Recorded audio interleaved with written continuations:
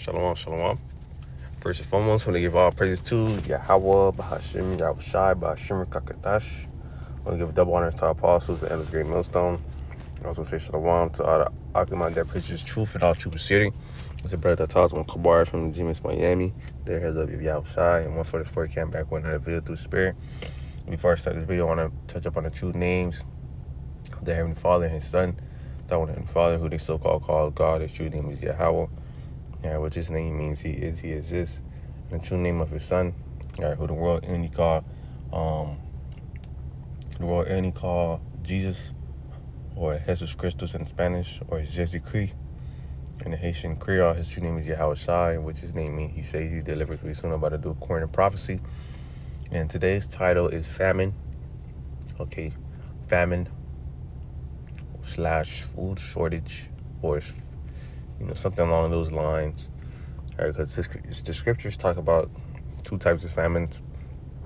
You actually have an actual famine where there's scarcity, because that's really what a famine is, a scarcity of food and water. All right. And you have famine. The other famine also talks about famine of the word.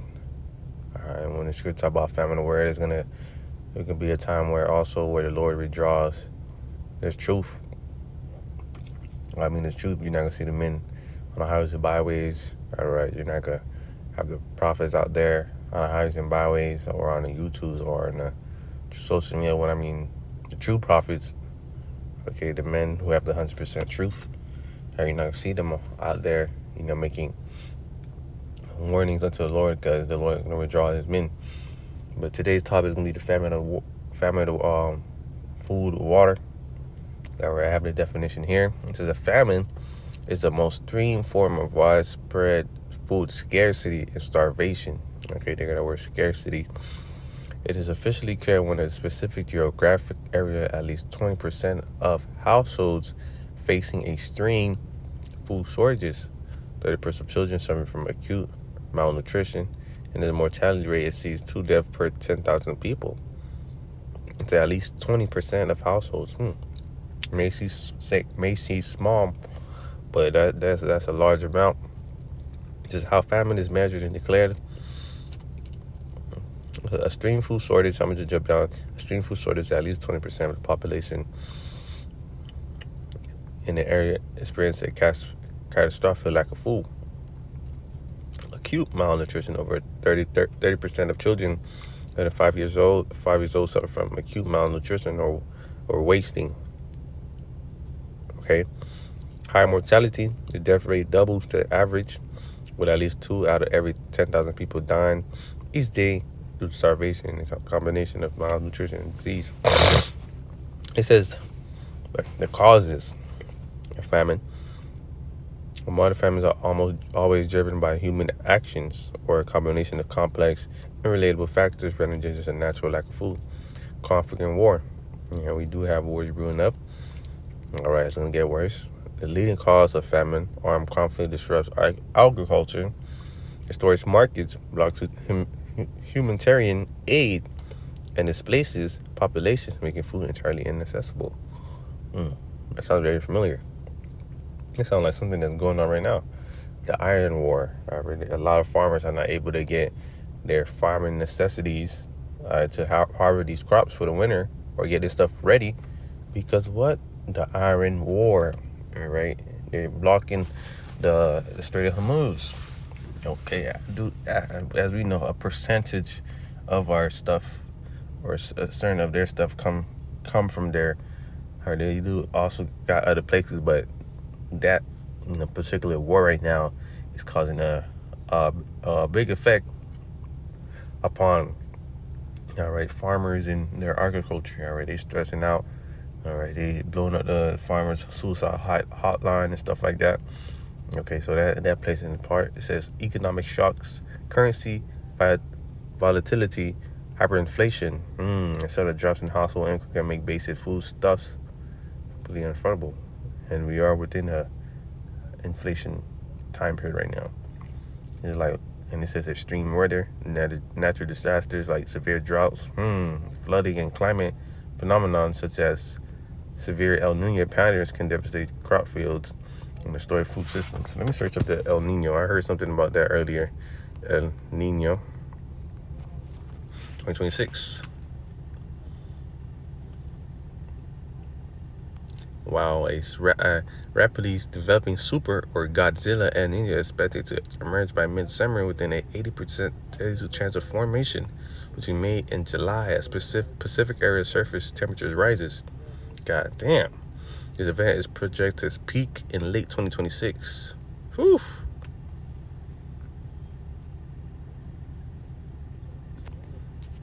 God.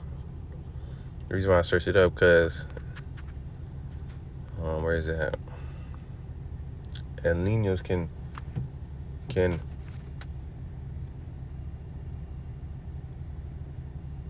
El Ninos can El Ninos can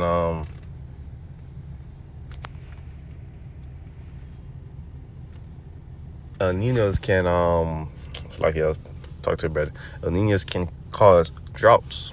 All right, and they just said something, it's gonna happen like that later this year, Lord willing.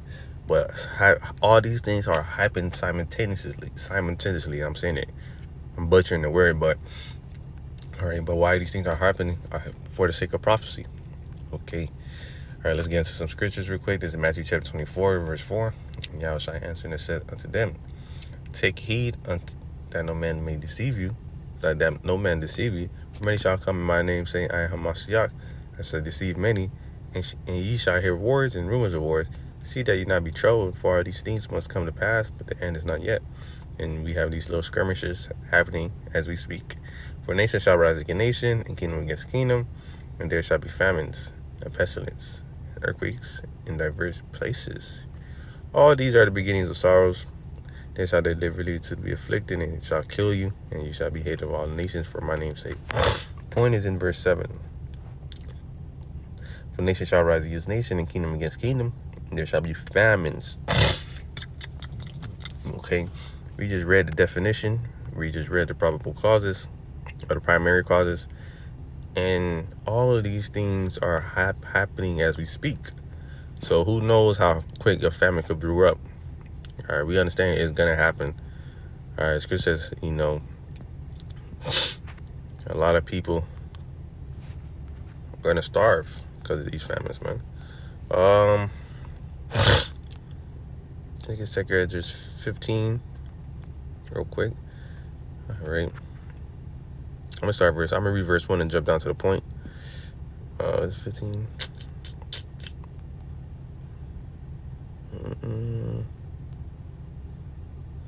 Yep, 2 15, verse 1. Behold, speak down in the ears of my people the words of prophecy, which I will put in thy mouth, said the Lord, and cause them to be written in the paper, for they are faithful and true.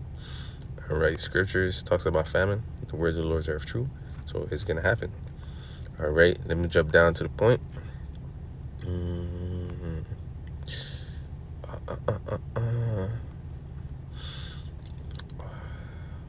Start verse 14. Woe to the world, and them that dwell therein. Woe go to the destruction, for the sword and the destruction draw nigh, and one people shall stand up and fight against another, and swords in their hands. And during the time of famine, a lot of people are going to be in that spirit, and they're going to be fighting against each other, invading one another. So it said, for there shall be sedition among men, division, and invading one another. And they shall not regard their kings, nor princes, and the course of their actions shall stand in their power. A man shall desire to go in the city and shall not be able, for because of their pride the city shall be troubled, the houses shall be destroyed, and men shall be afraid. A man shall have no pity upon his neighbor, but shall destroy their houses with the sword, and spoil their goods, because of the lack of bread, and for great tribulation. Okay, people tend to become beast-like when there's no food. Of course, it makes sense why. It makes sense why people is gonna turn up. All right, when you have no food, all right, you turn into a beast. All right, you turn to make irrational decisions. You turn to do whatever for some food, or you may just turn into, doing things that you don't normally do. Like, yeah, you had situations in the scriptures where people ate, all right, they kids. All right, you had that famine in Samaria, and in the book of Kings, where the lady was like, All right, we're gonna eat your kid this day, eat my kid the next day. But finesse her, they ate her kid, and the other one just flee with her kid. All right, people is eating their own kids. Cannibalism will be coming back. All right. 2 16, verse 17. Woe is me, woe is me. Who will deliver me in those days? Ezra was able to get a visual or vision of the time to come. He's saying, woe is me, because, all right, he's seeing how bad is it. Also, too, he understood that he's going to be back in these days. The beginning of sorrows and great mournings, the beginning of famine and great death, the beginning of wars and the proud shall stand in fear, the beginning of evils. What shall I do when the evil come? All right, evil is going to bad times. All right, the beginning of wars. It says the beginning of famine and great death. A lot of people are going to die due to famine. All right, that's how bad it's going to be. As you say, it's worse to die by famine. Okay. Because it's a really slow but painful death. Behold, famine and plague, tribulation and anguish are sent as scourges for amendment, or scourges as correction. All right. Before all these things, they shall not turn away from their wickedness. They shall not turn from the wickedness, nor be mindful of the scourges. Okay. It says, behold, victims shall be so good, cheap upon the earth, that they shall think themselves to be in good case. Even then shall evils grow up on the earth, sword, famine, and great and confusion. For many of them that dwell upon the earth shall perish in famine, and other that escape the hunger shall the sword destroy. Okay. All right, but we understand the Lord is going to keep his men. All right, there's a certain spirit the men of the Lord are going to be, because the Lord is ultimately going to provide for them. Why? Because they've been doing what they had to do. Okay. All right.